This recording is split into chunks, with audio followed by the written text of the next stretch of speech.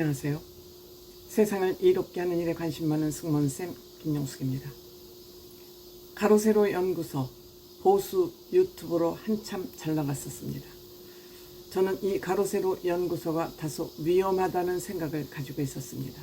너무 폭로를 하고 사람을 잡아 죽이는, 사람을 살리는 유튜브가 아니라 사람을 죽이는 유튜브를 하고 있기 때문에 오래 못 갈 것이라고 생각을 했습니다. 이들은 정치적 야망을 가지고 박근혜 대통령을 집을 해준다, 어쩐다, 집을 해드려야 된다.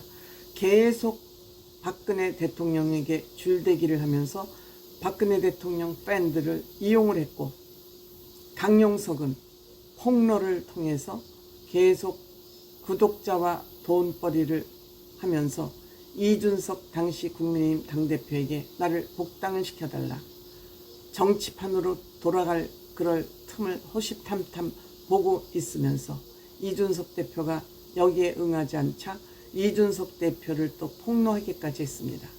여기에 같이 활동했던 김용호 연예부장은 스스로 문제가 커지자 스스로 목숨을 끊기까지 했습니다.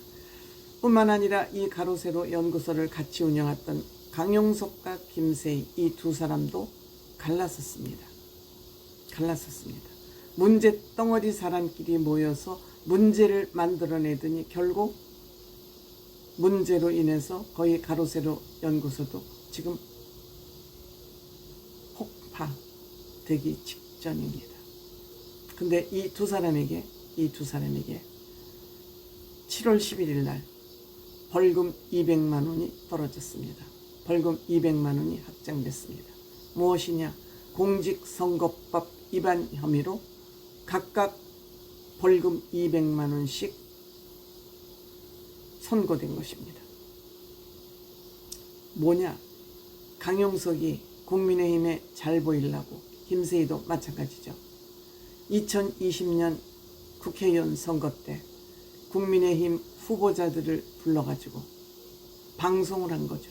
유튜브 방송을 한 거죠. 유튜브로 생중계를 한 겁니다. 야외, 그것도 인터뷰. 실외에서 해도 선거법 위반인데 그나마 야외에서 누구나 들을 수 있는, 불특정 다수들이 들을 수 있는 야외에서 유튜브 생중계를 했기 때문에 이들이 재판에 넘겨졌습니다. 사전선거 운동이죠.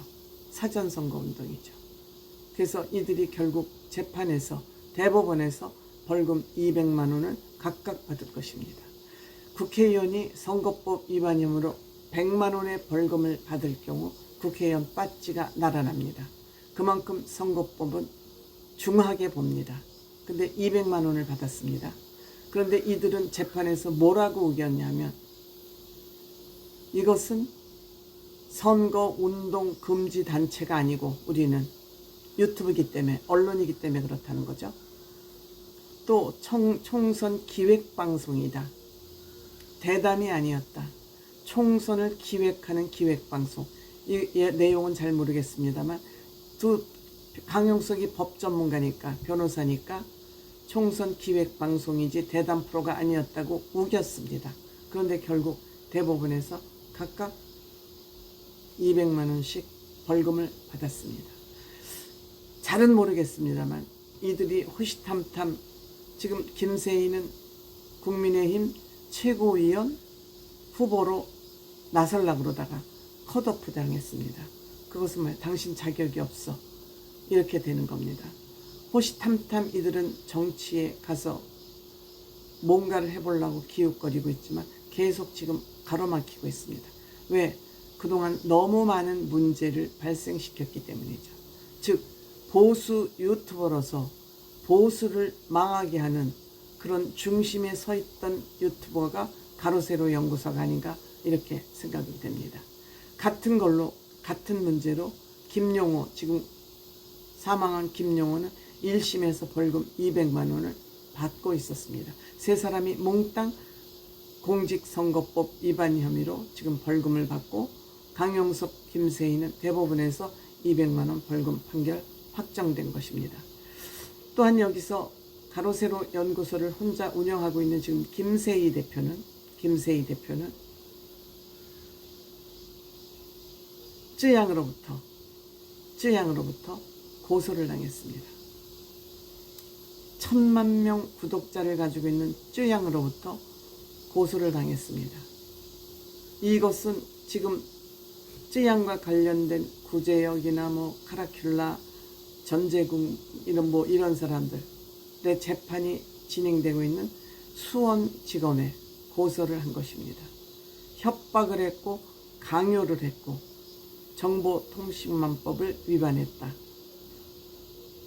그 내용을 구체적으로 살펴보면 김세희 씨가 7월 30일 고소를 했는데 김세희 씨가 29일 날 본인 유튜브 채널 라이브를 통해서 쯔양은 노래방 주점에서 일하면서, 즉 유튜브를 하기 전에 노래방 주점에서 일하면서 거기에 웨이터였던 사람, 즉 죽은 남친을 만났다.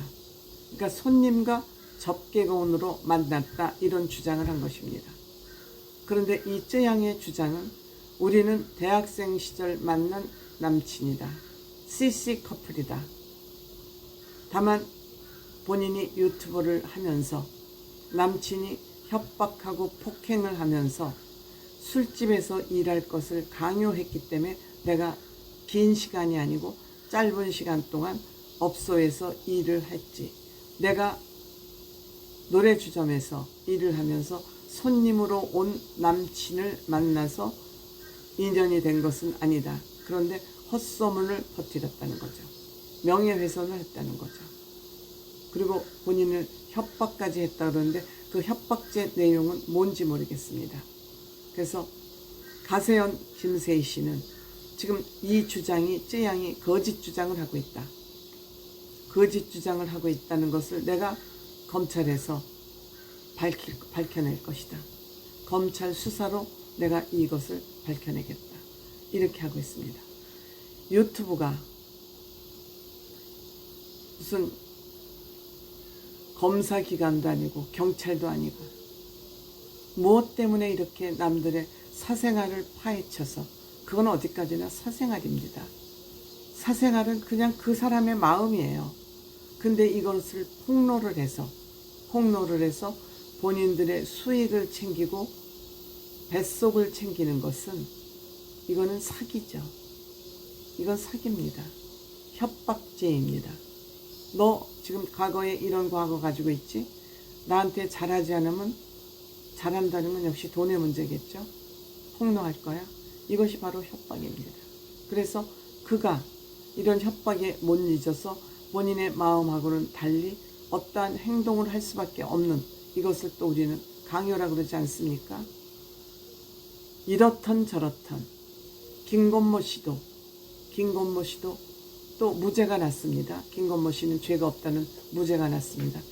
결국 김건모 씨는 결혼도 못하게 만들었어요. 파혼이 됐어요.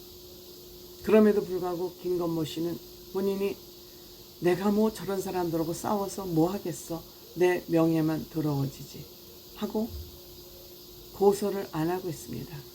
김건모 씨가 만약 여기 고소가 들어가고, 왜냐하면 무죄 판결을 받았기 때문에 손해배상을 들어간다면 이들은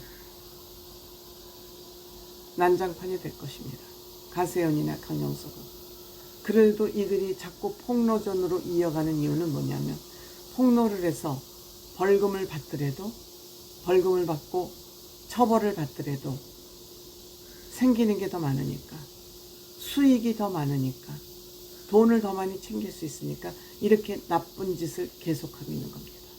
그러면서도 또 정치는 하겠다고 정치 욕심은 버리지 않고, 우리 유튜브 쪽수가 이렇게 많아, 조회수도 제법 나와, 그러니까 나 무시하지 마.